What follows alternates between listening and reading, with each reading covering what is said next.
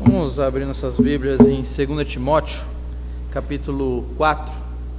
2 Timóteo 4, versículos 1 a 8. 2 Timóteo 4, 1 a 8. Antes de fazer a leitura desse texto, eu queria fazer uma rápida contextualização, para nós já lermos o texto e entendendo qual é a situação aqui. Segunda carta de Paulo a Timóteo, talvez tenha sido a última carta escrita por Paulo em vida, não é? Claramente ele estava preso, a carta deixa isso muito claro, ele estava preso. A maioria dos estudiosos concorda que esta era a prisão em Roma. Paulo estava já no final da sua vida e ele diz isso na carta. Paulo também sabia que o seu tempo estava chegando e ele estava ali, provavelmente então numa prisão romana, aguardando o seu julgamento. Estamos falando da segunda metade do primeiro século, mais ou menos nos anos 60, e o imperador romano nesse tempo era Nero, e Nero foi um dos imperadores mais cruéis e que perseguiu os cristãos com muito afinco, e Paulo era um dos maiores expoentes, das igrejas, e estava ali encarcerado sob o poder de Nero. Então ele escreve essa carta a Timóteo.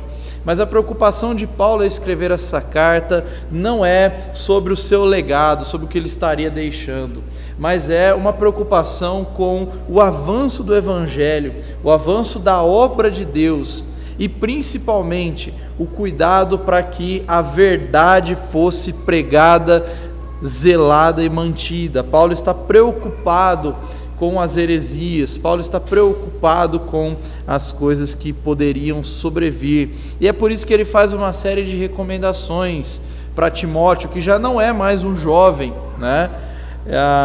nesse momento aqui já é um homem adulto, já é um homem maduro e está com responsabilidades de seguir adiante o trabalho de Paulo. Quando nós olhamos para o capítulo 2, Paulo dá algumas diretrizes para Timóteo de como deveria ser o seu trabalho. Quando nós chegamos no capítulo 3, é interessante notar como o apóstolo ele é um homem sensível às coisas à sua volta. E ele diz, para Timóteo, no capítulo 3, logo no início, ele diz: Timóteo, nos últimos dias virão tempos difíceis, porque os homens serão egoístas, avarentos, orgulhosos, mais amantes dos prazeres do que amantes de Deus, infiéis nos seus contratos, desobedientes. E ele diz para Timóteo: fique longe desses homens e se atenha à palavra de Deus. E nós temos no capítulo 3, ainda no versículo 16 principalmente, aquele famoso texto de Paulo, porque toda a escritura é divinamente inspirada e útil, para ensino, para correção, para repreensão. Agora nós entramos no capítulo 4, e a Helena quer participar, entramos no capítulo 4, e no versículo 1 Paulo diz o seguinte, estou lendo aqui na Nova Almeida atualizada: diante de Deus e de Cristo Jesus, que há de julgar vivos e mortos pela sua manifestação e pelo seu reino, peço a você com insistência que pregue a palavra, insista, quer seja oportuno, quer não, corrija, repreenda, exorte com toda paciência e doutrina, pois virá o tempo em que não suportarão essa doutrina.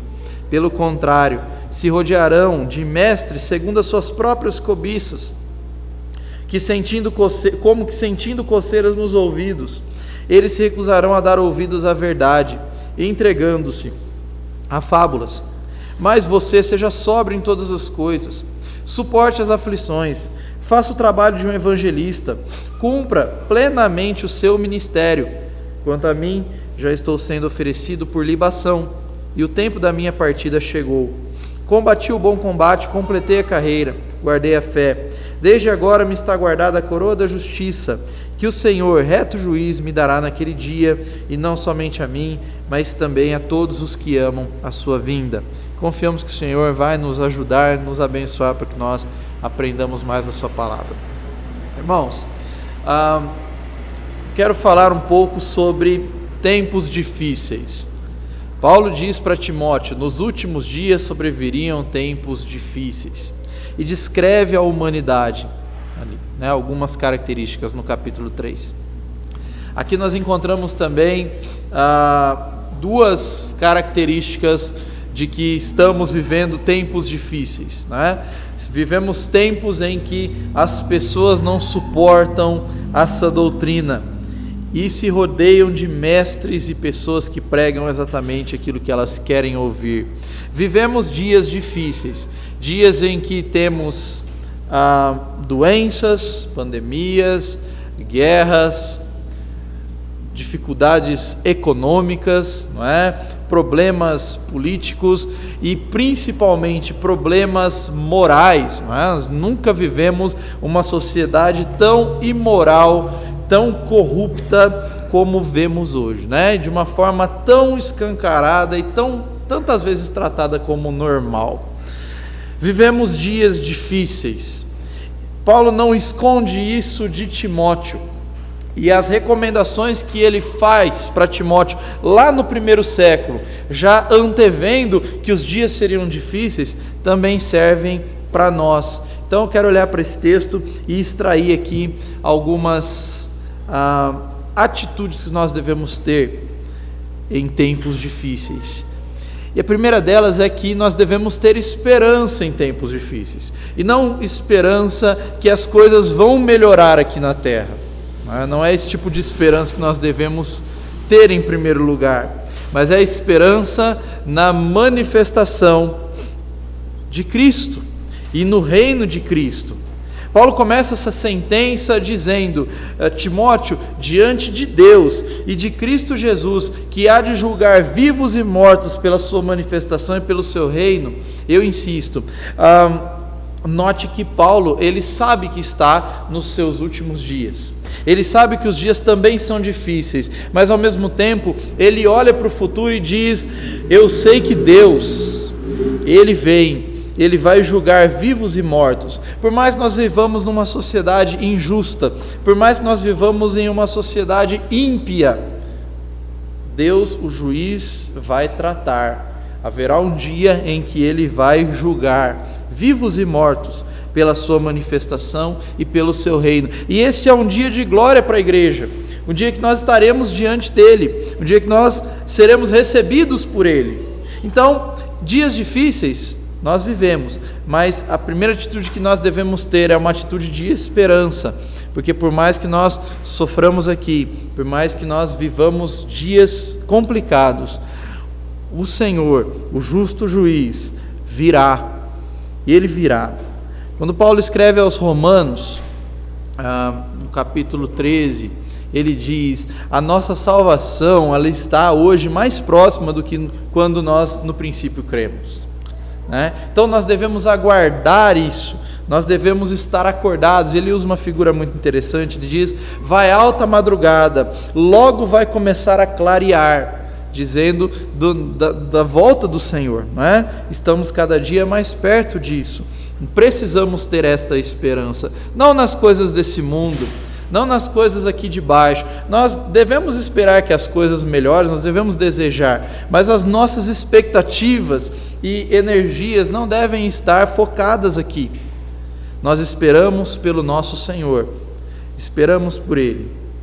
Nós também precisamos ter um senso de urgência na nossa missão, e é por isso que Paulo diz para Timóteo: eu peço com insistência.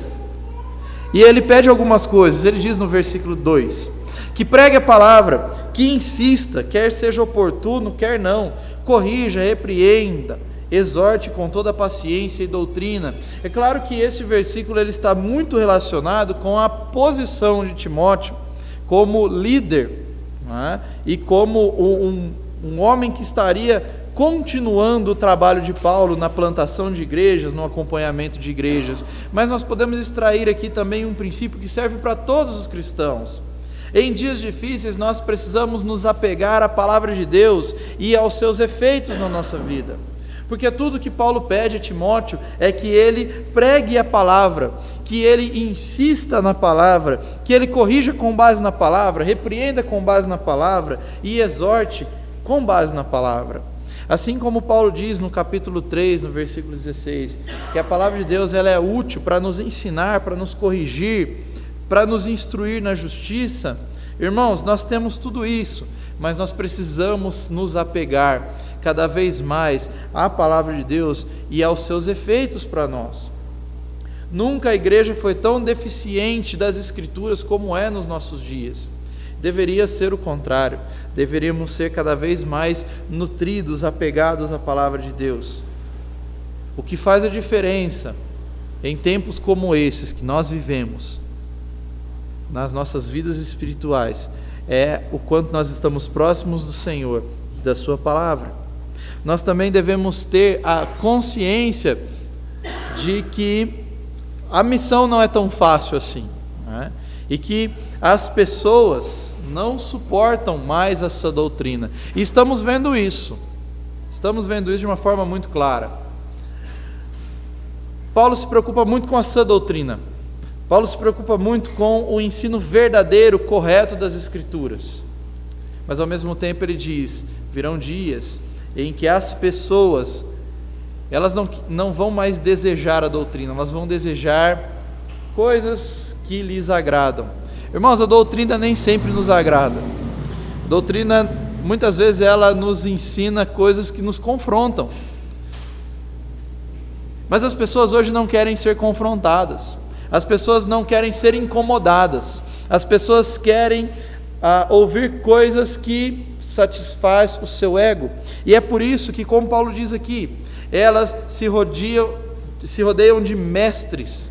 Elas se rodeiam de pessoas segundo os seus próprios desejos, segundo as suas próprias cobiças, que falam exatamente o que elas querem ouvir. E é por isso que essas chamadas igrejas que estão por aí pregando coisas que as pessoas gostam de ouvir, estão cheias, porque é como se o ouvido delas coçasse, Paulo diz, não é? Sentindo coceiras nos ouvidos, para ouvir o que os falsos mestres têm a dizer, o que os falsos profetas têm a dizer, o que os falsos apóstolos têm a dizer. Então nós temos que ter consciência de que o mundo não suporta essa doutrina. E além de não suportar essa doutrina, se volta para coisas que Paulo diz aqui, são fábulas, entregando-se a fábulas, entregando-se a interpretações estranhas. E o que nós vemos demais por aí são as pessoas fazendo interpretações estranhas e dizendo coisas que Deus nunca disse. Mas o que devemos fazer em relação a isso? Devemos ter sobriedade, devemos nos ater à verdade. É por isso que ele diz no versículo 5, mas você seja sóbrio. As pessoas não querem a verdade, não querem essa doutrina e se voltam para fábulas, para mentiras, para invenções. Mas nós devemos ser sóbrios, nós devemos nos ater à palavra de Deus. Outra coisa que nós precisamos fazer, suportar as aflições, suportar as dificuldades, fazer o trabalho de um evangelista. Irmãos, em tempos difíceis precisamos evangelizar, precisamos levar a mensagem ao mundo com um senso de urgência. Não temos tanto tempo quanto achamos que temos. Nós devemos cumprir a missão que o Senhor colocou nas nossas mãos. Eu quero focar um pouco nos versículos 6 a 8. Eu sei que são versículos bastante conhecidos, mas Paulo fala tudo isso para Timóteo. Ele diz, eu peço a você com insistência. Mas no final ele dá o seu próprio testemunho. E esse testemunho deve ser para nós, assim como foi para Timóteo, uma direção, uma motivação para vivermos aqui nesse mundo olhando para a eternidade. O apóstolo Paulo era um homem que tinha tudo para viver o melhor da vida do seu tempo, mas deixou tudo para trás quando encontrou a Cristo. E a história da conversão de Paulo, todos nós sabemos, mas é incrível como o Senhor, Ele sabe como lidar com cada um, não é? A grande tese de Paulo ao perseguir os cristãos era: eles estão pregando alguém que se dizia ser o Messias, mas está morto. E Paulo perseguia os cristãos na certeza de que Jesus estava morto, até o momento em que Jesus se colocou diante dele. E aquele homem que tinha certeza que Jesus estava morto, agora não conseguia conciliar as coisas na sua vida, né? E esse homem tem uma transformação profunda, e é por isso que a sua conversão é narrada pelo menos 3 vezes no livro de Atos, uma vez por Lucas e 2 vezes pelo próprio Paulo. E deixou tudo para trás. E às vezes a gente olha para a vida desse homem, o testemunho desse homem, e tem uma esperança, né? Uma motivação a mais. Paulo tinha a expectativa de que Timóteo continuaria o serviço, que a obra de Deus continuaria, que viriam tempos difíceis sim, mas que os cristãos, nós precisamos permanecer fiéis ao Senhor, nos ater à palavra, né? Mas quando ele dá o seu próprio testemunho, ele vai além, e agora ele não está falando apenas de atitudes, mas ele está falando também de como deve estar o nosso coração diante do Senhor. Não é apenas o que nós fazemos, mas como nós concebemos toda a nossa vida, qual é a perspectiva que nós temos. Veja a perspectiva de Paulo, ele diz no versículo 6: quanto a mim, já estou sendo oferecido por libação, e o tempo da minha partida chegou. O que era libação? A libação era o ato final, no holocausto, no sacrifício queimado. O sacrifício tinha algumas etapas, né?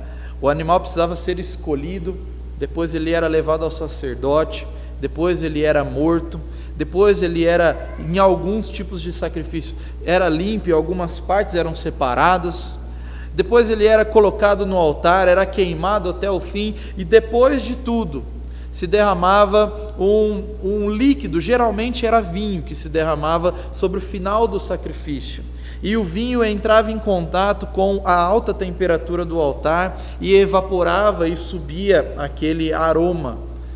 Isso era chamado de libação, era o ato final. Quando Paulo diz: eu já estou sendo oferecido por libação, isso nos mostra que Paulo via a sua vida não apenas como uma vida de serviço, mas como uma vida de sacrifício ao Senhor. Paulo enxergava a sua vida como um sacrifício, um holocausto. Ele está dizendo, através desses versículos: a minha vida, ela foi colocada no altar do Senhor. A minha vida já foi consumida no altar do Senhor. E agora no final eu estou na libação. Mas o meu sacrifício, a minha vida subiu ao Senhor como uma oferta. Irmãos, nós precisamos ter essa perspectiva da vida, porque é muito fácil nós mudarmos o foco e pensarmos que estamos vivendo aqui para nós mesmos, para a nossa família, para a nossa igreja, para as pessoas que nós amamos, para o nosso trabalho. Mas Paulo nos ensina que o cristão, em primeiro lugar, ele vive a sua vida para o Senhor. A sua vida, a nossa vida, precisa ser uma oferta ao Senhor, do começo ao fim, do sacrifício à libação. Paulo diz: eu cheguei na libação, mas ele podia chegar na certeza, dizer na certeza, não é? O Senhor recebeu a minha vida como uma oferta. Irmãos, a nossa vida tem sido uma oferta ao Senhor. Tudo que nós fazemos tem sido consagrado ao Senhor. Nós colocamos a nossa vida no altar para o Senhor e dizemos: Senhor, eis-me aqui, sou teu, faça a tua vontade. O nosso coração precisa estar alinhado com isso. Depois Paulo diz o versículo 7, né, que é muito conhecido também: Mas esse versículo ele encontra reforço no capítulo 2. Quando Paulo está dizendo para Timóteo, no versículo 3, ele diz assim: participe dos meus sofrimentos como um bom soldado de Cristo Jesus. E ele diz: nenhum soldado em serviço se envolve nos negócios dessa vida, mas o seu objetivo é agradar aquele que o recrutou, o alistou. Então ele diz no capítulo 2 para Timóteo que a sua vida devia ser como a vida de um soldado, que está no combate, que está lutando e que se preocupa em agradar o seu Senhor. E agora chega no final da sua vida e ele diz: Timóteo, como um bom soldado de Cristo, eu combati o bom combate, eu lutei, eu enfrentei, e eu estou chegando agora com o combate vencido. E veja como é interessante, né? Há um certo dilema na vida do cristão, né? Um paradoxo na vida do cristão, porque Paulo estava preso já perto de ser martirizado, mas ele pode dizer: eu combati o bom combate, né? Alguns poderiam olhar para aquele homem e dizer: ele está derrotado, ele está preso. Silenciamos Paulo, mas ele chega no final da sua vida e diz: a minha vida de combate foi uma vida de vitória para o Senhor. Depois, ainda no capítulo 2, depois de falar do soldado, ele fala do atleta, e ele diz: o atleta não é coroado se não competir segundo as regras, segundo as normas. Então ele diz no versículo 7 também do capítulo 4: eu completei a carreira, como um atleta que corre uma maratona e chega ao final. Esse homem pôde dizer: a carreira cristã, por mais que tenha sido longa, por mais que tenha sido difícil, eu completei. Paulo havia cruzado a linha de chegada na sua carreira de fé. Ele diz: eu completei a carreira. Irmãos, nós precisamos também ter essa perspectiva. Nós estamos, como o autor de Hebreus diz, né? Numa corrida, numa carreira que nos está proposta. Como nós estamos correndo essa carreira? Como nós estamos percorrendo essa carreira? Olhando para Cristo, olhando para o final. Será que nós vamos poder dizer como Paulo: completei a carreira, cruzei a linha de chegada?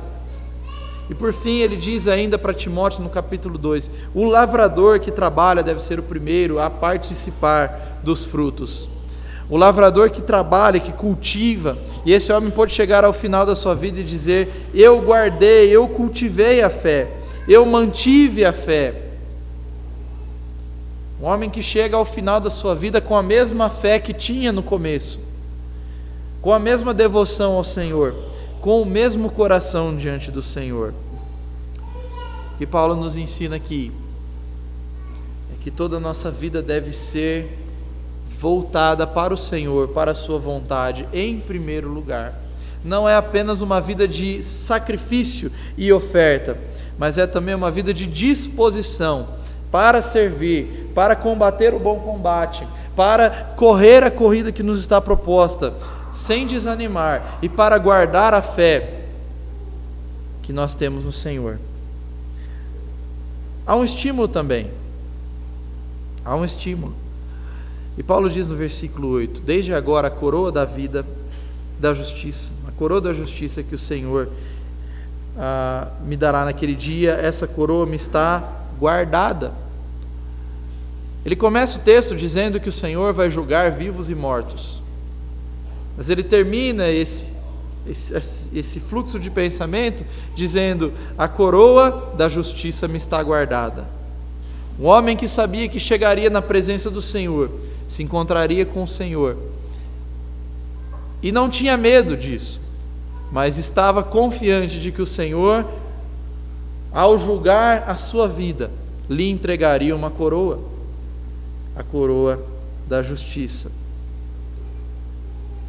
E ele diz: o Senhor não vai entregar somente a mim, mas a todos os que amam a sua vinda, a todos os que esperam por Ele, a todos os que se mantêm fiéis a Ele. Irmãos, nós temos essa coroa reservada para nós.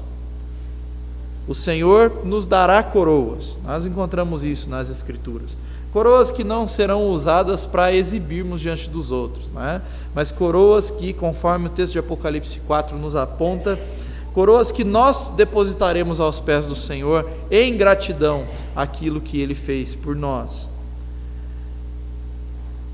E é triste ver que o próprio Paulo diz, né, alguns se envergonharão, se afastarão envergonhados na vinda do Senhor, porque não terão o que apresentar diante dele. Que essa não seja a nossa realidade. Mas aprendemos com Paulo aqui.